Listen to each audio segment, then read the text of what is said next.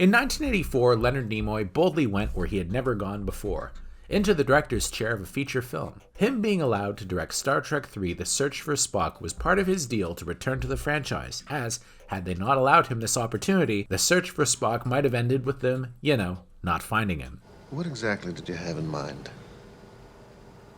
Well, a moment alone, please.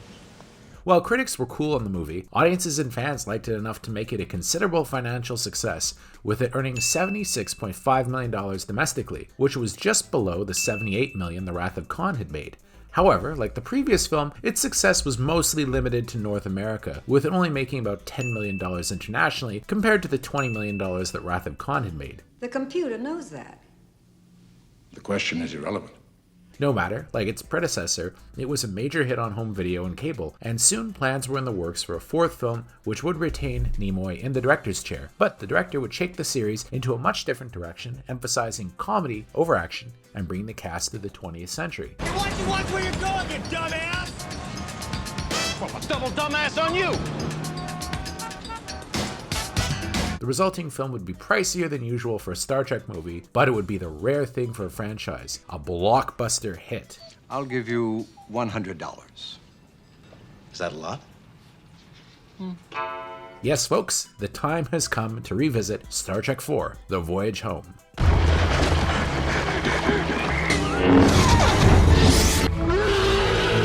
So unnecessary. Now, Star Trek II and III were a lot of people's entry points to the Star Trek franchise. Since starting the series, we've had many people tell us via the YouTube comments that those two movies really made them fall in love with the series. For me, I must admit it was actually this, the fourth film, as it had heavy rotation on pay TV when I was a kid, particularly on the Canadian version of HBO called First Choice. And it was my introduction to the crew of the Enterprise, with me seeing 3 and then 2 soon after, meaning I watched the whole Genesis trilogy in reverse, although being about 6 years old at the time, I didn't even know what a trilogy was. Got to bring in one at a time. All I knew was Spock was alive in some of them, and then he died in one of them, and it made me really upset. Suffice to say, the Trek films thus far had been pretty big hits, but not quite blockbusters. Nevertheless, it had made the series popular again. Consider ourselves lucky.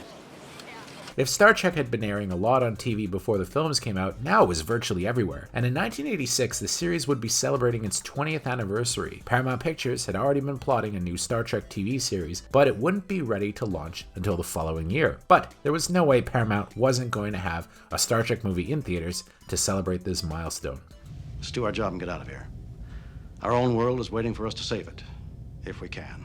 While Paramount had gone into The Wrath of Khan with very little faith in the continued viability of the franchise, by the time 4 was kicking off, they were interested in taking it to the next level. They knew the interest was there, and definitely the movies were making a lot of money, especially in North America. Thus, the budget was increased significantly, from Star Trek III's $16 million to $26 million for The Voyage Home, due partly to the fact that the cast commanded much heavier than usual salaries. Does it mean exact change? To make ends meet, they would need to make a very commercial movie, and Paramount had an ace up its sleeve, Eddie Murphy. And where would a brave knight be without his noble steed? All right, I hope you heard that. She called me a noble steed. She think I'm a steed. At the time, Eddie Murphy was the biggest star on the Paramount lot, having starred in 48 Hours, Trading Places, and Beverly Hills Cop. What kind of is this, man? Hold up, wait a second. You guys are arresting me for getting thrown out of a window? I got thrown out of a window, man! Murphy, it turns out, was a huge Star Trek fan and wanted to be in one of the movies badly. Producer Harve Bennett and Leonard Nimoy had already decided to make this a lighter film without a villain, and taking a page from the classic episode The City on the Edge of Forever, it would be a time travel story. The writer of Beverly Hills Cop, Daniel Petrie Jr., was brought in to write a script that could believably work as both a Star Trek movie and an Eddie Murphy movie. The choice was made to have the crew travel back to San Francisco in the 20th century. It was Nimoy's choice to give the film an ecological message, being inspired by the plight of the humpback whales who were being hunted to extinction by whalers. People may view this as a bit heavy-handed now, but I can tell you that every kid who saw this movie had nightmares about whales being slaughtered, and indeed, they were almost extinct at the time the movie was made, only numbering about 5,000 in the world. Now they're back up to about 135,000. Don't want to say that Leonard Nimoy literally saved the whales, but you know, he did not save the whales either.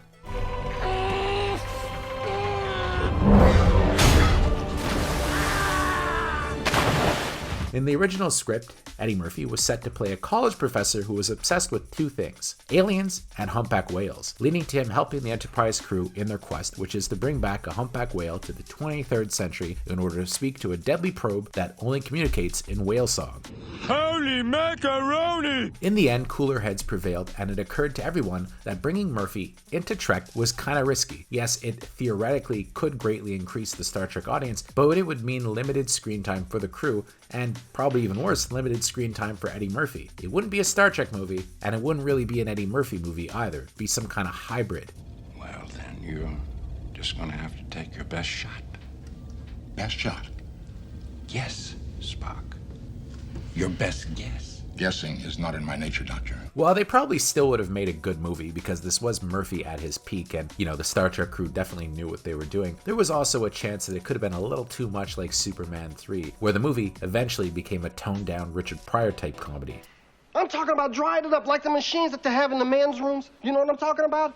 The hot air comes out and you put your hands under there and you dry them off. Sometimes they don't work, right? There were probably better people involved with Star Trek 4, but hey, who knows? Murphy himself said, I was going to be the one that they met when they got to San Francisco, and I was like, no, I want to beam up and, be on the ship, so I didn't do it. And not, as he put it, talking jive to Spock in San Francisco. Murphy opted to make The Golden Child instead, which naturally was a smash hit, and he went on to make a bunch more huge movies all throughout the 80s, and even came back in the 90s, the 2000s, and hey, is still doing pretty well now. Murphy, for his part, has always maintained his love of Trek, with him joking about it in his stand-up, watching it in Boomerang, where he proudly tells Halle Berry's character that yes, he's a Trekkie. I'm a Trekkie. That's why I broke it down to the barest essence of the Trek. I'm a Trekkie. I know everything about Star Trek.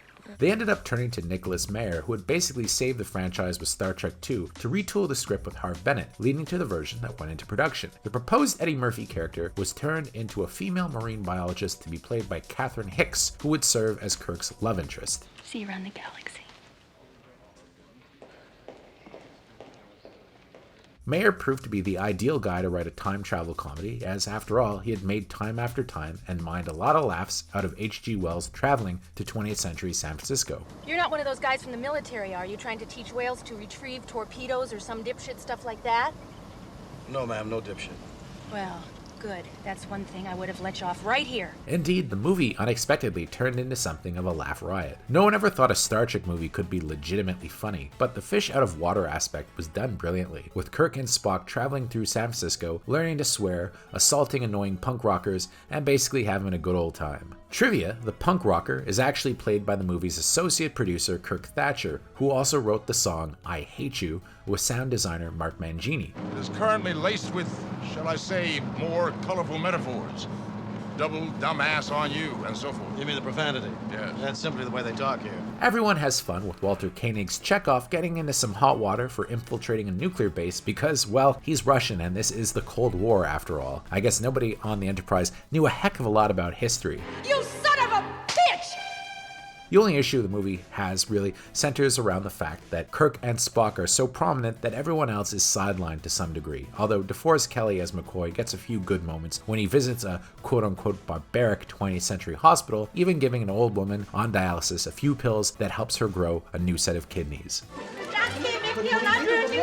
Fully functional? Fully functional. The resulting film would actually have a lot in common with the movie whose box office streak it actually broke, and it was another big hit for Paramount in 1986, Crocodile Dundee. Fish out of water was a formula that really worked for the studio. He's got a knife.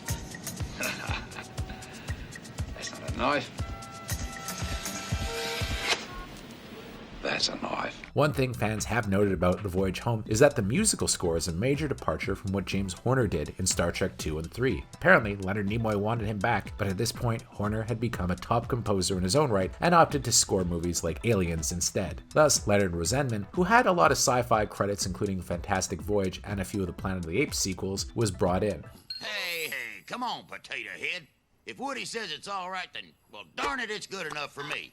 Woody has never steered us wrong before. The movie was so well received that Rosenman actually earned an Academy Award nomination for his score. Indeed, the film was a resounding success at the box office, striking just the right chord with audiences, from its opening dedication to the crew of the USS Challenger, a disaster that had happened in January of that year, right up throughout the end credits. Fans liked it too, with it continuing the arc set up by the other two movies, centering around Spock's death and rebirth, while Kirk gets his groove back by shirking duty to save his friend and is punished by a demotion from admiral to captain, something he embraces wholeheartedly. The movie also sets up a plot thread that pays off pretty well in Star Trek VI: The Undiscovered Country, where Kirk is now considered an enemy of the Klingon Empire, setting up a JFK-ish plot in the final film in the original cast franchise. Back and to the left. Back and to the left. Back and to the left. Back and to the left. Star Trek IV opened in theaters over Thanksgiving weekend in 1986, a shrewd move by the studio as it opened the saga up to a family audience. It grossed $109 million domestically. It was the first Star Trek movie to ever break $100 million at the domestic box office. It even did decent business overseas, and it was one of the first Star Trek movies ever to be shown in the Soviet Union. Thought we were going to Russia, so I should write a song about Russia. Yeah, I thought it was really cool that you called it USSR, you know, it's probably stopped being called that before you're born. It was an even bigger hit on home video, where notably it was one of the first films released in the letterbox format when the studio eventually did a director's series. The home video launch also coincided with two more lucrative events for the Star Trek franchise. One, it hit stores just before Star Trek The Next Generation premiered, and wouldn't you know it, every home video contained an ad for the syndicated show. Paramount also started issuing the original series on VHS, which was unique as not many TV shows had actually been released that way. It was a pioneering success. My friends, we've come home. Probably the one to benefit from the movie's crossover success the most was Leonard Nimoy, who all of a sudden was looked at as a legit director with a lot of talent as far as comedy went. It's all lies, but they're entertaining lies. And in the end, isn't that the real truth? The answer is no. His follow-up, 3 Men and a Baby, would be the biggest hit movie of 1987. Of course, William Shatner couldn't help but take note, and indeed, when Star Trek V: The Final Frontier came out, Shatner himself would trade the captain's chair for the director's chair. The resulting film was, well, not a hit, I'll say that much. But that's a story for another time. All right, Mr. Sulu. Let's see what she's got.